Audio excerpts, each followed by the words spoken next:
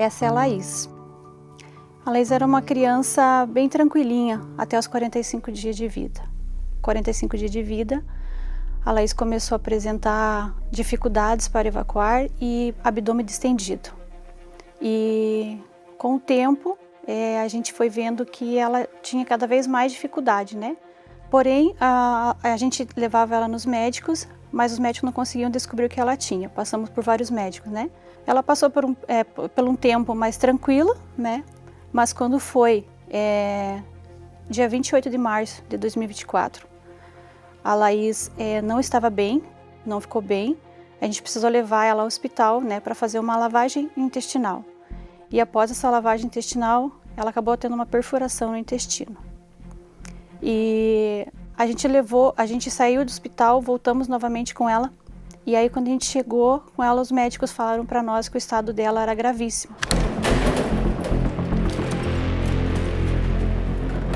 Ela estava com o abdômen, parecia uma gestação de 9 meses. Assim, com o passar das horas, isso foi complicando cada vez mais. E o próprio médico que estava lá de plantão não queria fazer a cirurgia. Então ele chegou para mim e para o meu esposo e falou assim que ela estava correndo risco de vida, né?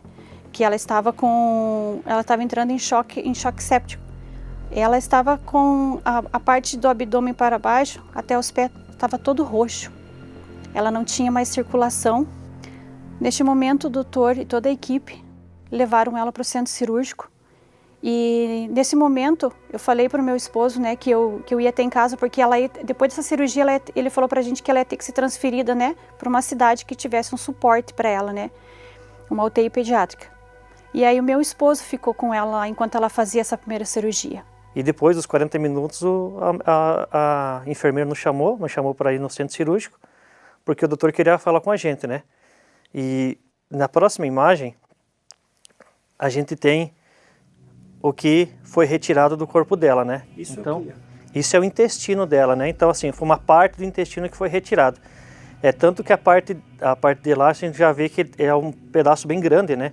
Que já é fora do comum. Qual é o tamanho mais ou menos disso? Aproximadamente devia ter uns 30 centímetros de espessura, 30, 40 centímetros de espessura, é bem grande, né? Então, até o doutor falou que quando ele entrou no centro cirúrgico, ele abriu ela, essas fezes e os gases que tinha explodido no teto do centro cirúrgico. Ele falou que nunca tinha visto uma coisa daquela, né, na vida dele.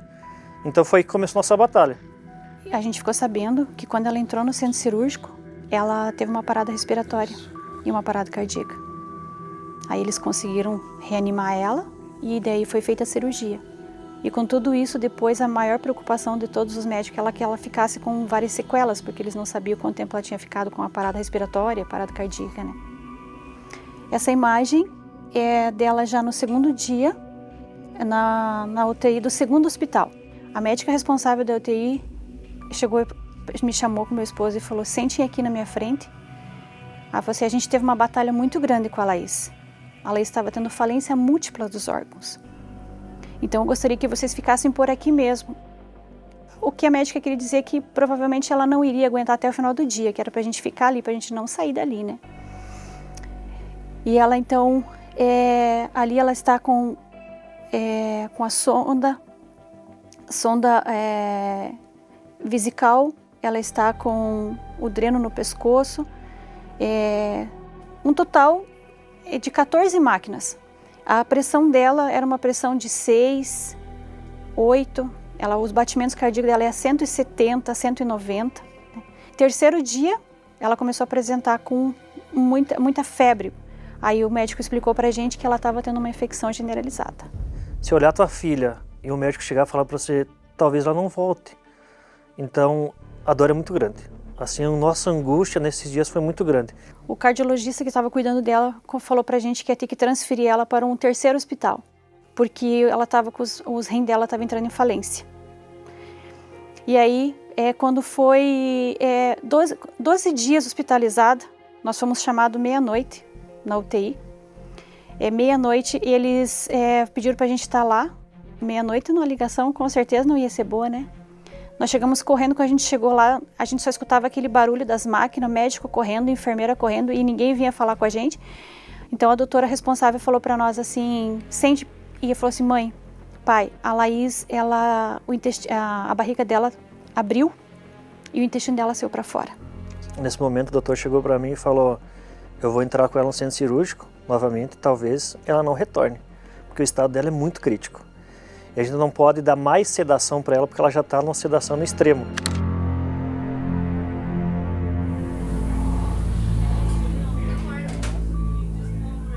Ela tinha 22 para 23 quilos, ela foi para 15 quilos. Uma criança de quantos anos? Ela tinha 9 anos, pastor. 1 hora antes de eu ir para o hospital, eu entrei no quarto que eu estava, peguei a Bíblia. Me presta a Bíblia, por favor.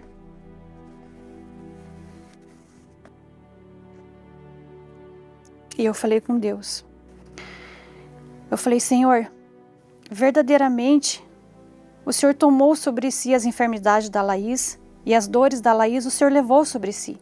O castigo que nos traz a paz estava sobre ele e pelas suas pisaduras a Laís foi sarada. O senhor acrescentou a sua fé? Acrescentei nessa palavra, pastor. Todos os dias nós levávamos a palavra até ela para que ela pudesse ouvir, porque os médicos falaram que mesmo que ela tivesse sedada, entubada, ela conseguiria ouvir. Então a gente levou a palavra para ela todos os dias. Assim, as armas da fé eu usei todas, não tinha uma. Mas assim, a gente viveu de verdade mesmo, que foi a nossa entrega no altar. A gente fez um propósito com Deus, de fogueira santa. E a gente se lançou com tudo. E naquele dia que a gente subiu no altar, nós entregamos todas as nossas preocupações, as nossas amarguras, a tristeza, nós entregamos aquele problema para Deus. E falamos, Senhor, a gente tem certeza, meu Deus e meu Pai, que é o Senhor. Porque nenhum dinheiro nenhum ia ajudar ela.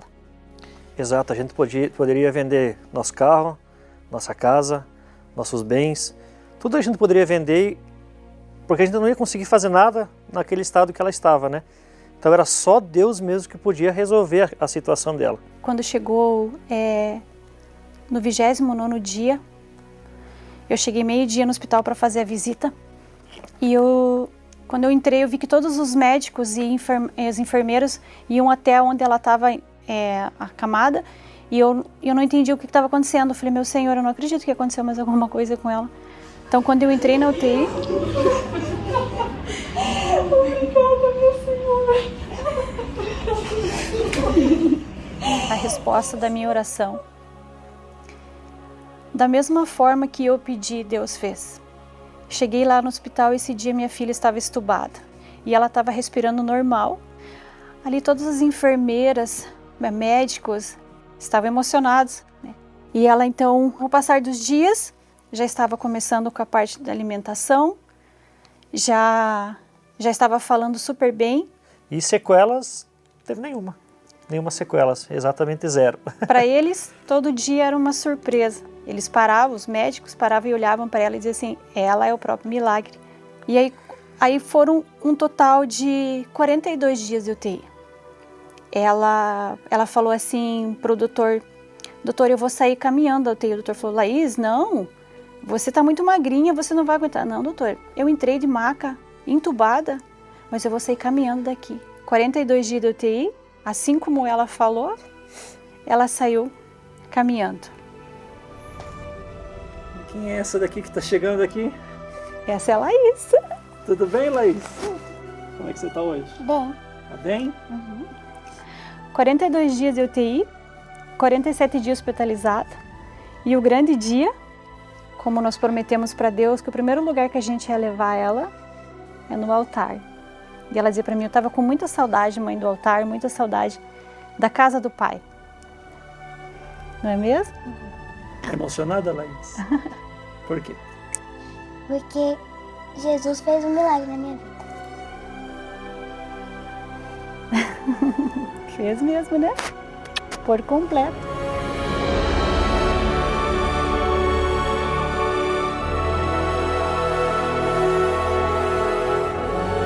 E essa aí, tá no altar, né? O sonho dela é servir a Deus, né?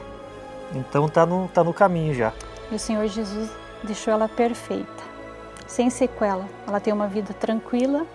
Assim, os últimos exames que ela fez, a médica falou que estão todos perfeitos. Faz atividade física, faz natação, está aprendendo a tocar violão, porque ela vai para o FTU agora em janeiro. Ela, graças a Deus, ela é uma criança de muita fé. Hoje muitas pessoas nos procuram porque tem problemas parecidos, para a gente poder ajudar, para a gente poder estar mostrando o caminho para essas pessoas. E a gente não tem palavras para agradecer. Acho que todo dia, se a gente falar 24 horas por dia agradecer, a gente não consegue agradecer o que Deus fez pela nossa vida, pela nossa família, né? E o Espírito Santo me sustentou. Ele me sustentou porque com certeza eu não iria aguentar se eu não tivesse o Espírito Santo. O Espírito Santo foi a base na minha vida para poder suportar tanta dor. E graças a Deus, depois do tudo ou nada, tá aqui nessa resposta. A gente aprendeu que o tudo é no altar, né? Tudo é lá. Tudo é lá. E Deus não ficou devendo nada para nós. O altar não ficou devendo nada para nós.